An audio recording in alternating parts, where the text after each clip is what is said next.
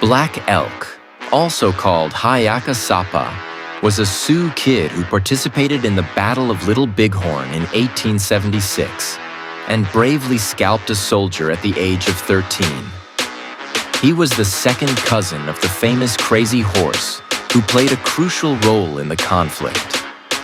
Black Elk had a unique perspective on what happened during the battle. Lieutenant Colonel George Armstrong Custer watched the turmoil and intensity of the combat, as well as the bravery of the Lakota, Cheyenne, and Arapaho warriors, as the 7th Cavalry Regiment was swept away. Black Elk's personal account of the Battle of Little Bighorn provides crucial background information for comprehending one of the most pivotal moments in American history. Before we begin, please remember to like and subscribe to our channel in order to support our community. No white men survived the battle with Custer, which ended swiftly in broad daylight. That unwavering leader, Crazy Horse, had already routed General Crook's troops on the Rosebud that day. I dare say that if he had chosen to assemble more warriors from our villages and conduct an ambush at dawn, he could have slaughtered the soldiers who had set up tents in the dark after the combat. He had already defeated the cavalry that had attacked our settlement on the Powder River on that cold March morning under the snow-blind moon. From there, he went west to the Rosebud, where he drove back the soldiers who tried to assault us. Eventually, he moved to the Valley of Greasy Grass, our ancestral home, where we just wanted to be left alone. 2 days prior to the battle, before the sun had risen completely, we pitched camp in the valley on the south side of the oily grass. There were so many teepees in our village.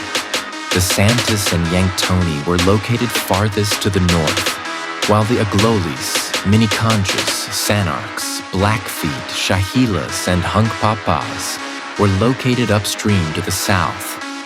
The banks were bordered with wood, while on the eastern side the oily grass swelled from the melted snow of the Bighorn Mountains. From a hill, one could see the mountains to the south and west. Hills and bluffs soared over the river, and several gullies cut through the cliffs. On the lower hills to the west, we grazed and guarded our innumerable ponies. A warrior named Rattling Hawk was injured in the hip during the battle on the Rosebud, but was eventually killed after being cured by a medicine man named Harry Chin. Harry Chin called me to Rattling Hawk's teepee and begged for my assistance after I had anointed myself the day before the war and was about to go swimming with some boys. He needed us to act like bears throughout the healing process because he got his strength from a bear dream, and there were 5 other boys there. He painted my face and chest yellow, tied my hair in bear ear knots, and adorned my head with eagle feathers. In addition, he painted black lines on my nose's sides. As he did so, I recalled my vision, and suddenly I felt as if I had been lifted off the earth. I knew more then than I could describe, and I was certain that something horrible was about to happen to us. I felt uncomfortable. The other boys were entirely covered in red paint and wore real bear ears on their heads. Harry Chin began to sing, "The sacred herbs are rejoicing at the doorway," while sporting a genuine bear hide. 2 women entered beside the injured warrior, one with a cup of water and the other with a plant of some sort. As I glanced at the cup, I attempted to ascertain whether it contained the complete sky as it appeared in my field of vision, but I was unsuccessful. When the plant and cup were shown to Rattling Hawk, Harry Chin continued to chant.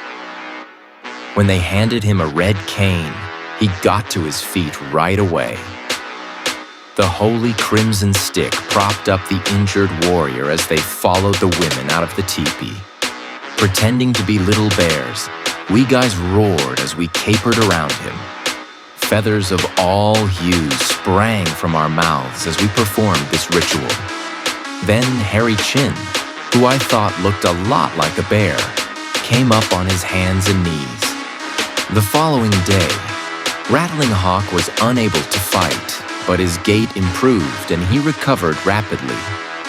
We boys went swimming after the ceremony to wash the paint off of our bodies. When we got back, the villagers were dancing and telling us of their valor in the battle with the 3 stars on the rosebud. It was our responsibility to bring the ponies closer to the village at dusk. By the time we completed this task, night had set and the villagers were still enjoying themselves while dancing around fires. Until we were too exhausted to be awake any longer, we jumped about from dance to dance. At the break of day, my father awoke me and instructed me to accompany him to graze our horses. In order for us to swiftly catch one of the horses and bind the others while we were thus engaged, he cautioned me to tie a long rope on it. He stressed to me the importance of being Vijay. A couple of us men worked together to tend to our horses until the sun reached its zenith and the heat became intolerable. We decided to take a rest in the water, and my cousin graciously offered to stay with the horses until we returned. I felt a shiver of fear as I rubbed oil on myself, like if something terrible were going to happen. Nevertheless, I joined the boys at the water's edge. To the west of the settlement, a lot of people were digging turnips, and a lot of them were already in the open water. By the time my cousin brought the horses down to drink, the intense heat had kept us underwater for a long time. Abruptly, the crier's voice reverberated over the neighboring Hunk Papa camp. Soon the chargers will be delivered. They're in motion. Soon the chargers will be delivered. Cries echoed from camp to camp, reaching as far as the Yankton Mountains and the Santis. The Oglala crier's voice became more agitated as he repeated the same lyrics. Everyone rushed to get their horse, and we were fortunate to have ours nearby. My oldest brother, mounted on a sorrel horse, raced toward the handsome papas. I had a buckskin for a horse. My brother was riding toward the Hunk Papas without his weapon when my father heard his shouts and rushed over. After giving me instructions to retrieve it from him and return it to him, he promptly handed it back to me. In addition, he had a 6-shooter, which was my aunt's relic. I mounted my pony, snatched up the guns, and headed for my brother. Just outside the camp, a dense cloud of dust developed, and the Hunk Papas, many of whom were still soaked from the river, yelled in horror and ran around. Standing tall and strong, the soldiers rode their commanding horses out of the dust and opened fire. With his gun in hand, my brother shouted for me to turn around. Some warriors were gathering in a brushy timber thicket just behind the Hunk Papas. He headed in that direction, and I followed. Numerous women and children were already hurrying downstream. They were all scattering up a slope when I turned around. When we reached the timber, there were already a lot of Hunk Papas, and the troops were firing overhead, dropping leaves from the trees where they had hit. Because the women and children were running and the warriors were riding in on their horses, I was unable to see what was happening in the village below. There was dust, shouts, and thunder. The vulnerable were panting heavily in the woods and outside the Hunk Papa camp, so we all sobbed and told each other to have bravery and not be like a lady. At this moment, Gaul must have intervened to prevent the Hunk Papas from fleeing. I spent some time in the woods reflecting on my vision. It strengthened my sense of purpose and convinced me that the army would be routed and that my people were all thunder creatures. A huge scream then reverberated through the dust. Huckahee's yells, which sounded like a howling wind, eagle-bone whistles, and the approaching Crazy Horses all signaled the arrival of Crazy Horse from the north and west. The valley, now filled with shadows and a cacophony of gunfire, hoofbeats, and cries, was darkened by smoke and dust. I could hear the iron-shod horses of the troops backing up into the brush to my left, and I could hear shooting everywhere. I was surrounded by a flurry of activity as the horses eventually broke out of the brush, with men and horses coming and going, rushing upstream and shouting, "Haste, move fast." We were all mingled together in the confusion and darkness as the army rushed upstream. I saw a Lakota warrior charge at a soldier who valiantly resisted and stayed behind. But that was about all I saw. The Lakota grabbed the bridle of the horse and the soldier fired a revolver at him. Since I was too small to get through to the soldier's location, I didn't murder anyone. Everything was gloomy and unclear, and there were far too many people in front of me. After the soldiers and several Lakotas were pushed into the river, I stayed in the water for a while. It looked like hail was falling as ladies and horses fought caught in the river. As soon as we emerged from the water, people began taking off the dead soldiers' clothes and putting them on themselves. One soldier remained on the ground. As he raced up, a Lakota told me, "Boy, get off and scalp him." I dismounted and began to scalp him. He had short hair and my knife was dull. He was gritting his teeth, so I shot him in the forehead before removing his scalp. Many of our warriors were pursuing the soldier up a hill across the river, while everyone else was moving downstream. Several guns were firing, and our fighters were darting in and out of a large cloud of dust on a distant hill above the Santee camp like swallows. I wanted to show my mother my scalp, so I rode toward the hill where other women and children had congregated. I saw a beautiful young woman traveling with a bunch of fighters heading to the battle. "Your friends are here now, brothers," she sang. "Be brave, be brave. Are you interested in seeing my capture?" As I rode into the Oglala camp, I noticed a rattling hawk sitting alone in his teepee with a pistol in his hand. The sad song he was singing went like this: "What can you do, brothers, that I cannot?" When I got to the women on the hill, they were all singing and making beats to help the combatants across the river. My mother gave me a special tremolo when she saw my first scalp. For a while, my mother and I stayed there to watch the dust spinning on the hill across the river. Horses emerged from it with their saddles bare. I spent some time with the women after showing my mother my first scalp. They were all tremoloing and singing. The heavy dust from the fighting obscured our vision, but we knew the men would lose.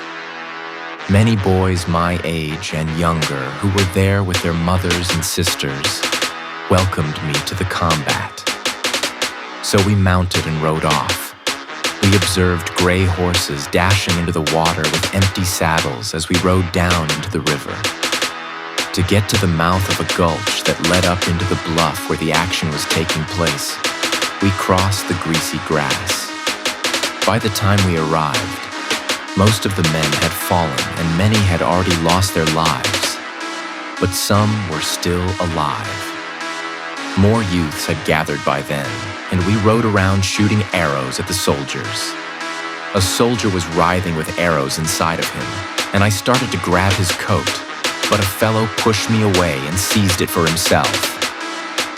Then I noticed that something brilliant was hanging from the soldier's belt. I removed it. It was a round, brilliantly beautiful, bright yellow item. I wore it as a pendant. First it ticked, then it stopped.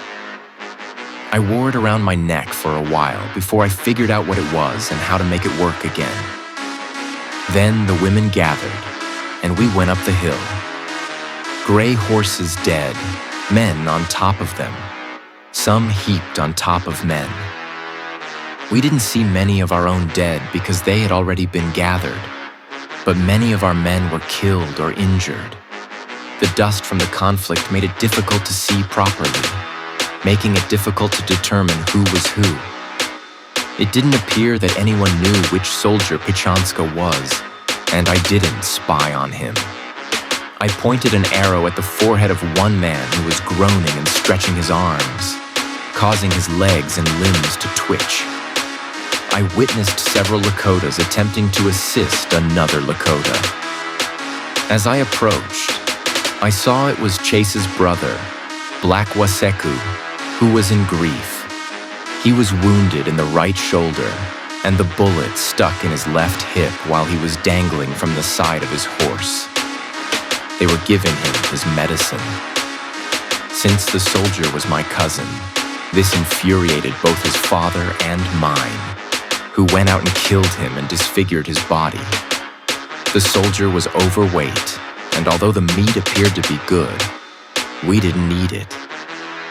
For a young man younger than me, I was instructed to scalp a soldier. He hurried to show his mother the scalp as soon as I did. The majority of the warriors pushed the other soldiers back to the hill where their pack mules were located while we were there. I finally had enough of searching everywhere. I lost interest in it due to the overwhelming smell of blood, so I returned home with a few others. I didn't feel sorry at all. I felt content. The military had come to harm us and our families, and this was our land. When the initial bullets were fired when I was in the brush with the hunk poppers, I had a feeling something would occur. I believed my people were connected to the thunder beings in my vision, so I thought the military was foolish for coming here. Everyone in the neighborhood stayed up all night. The next morning, another war party went back to the hill where the troops were, and the men who had been waiting all night went home. My mother and I went with her.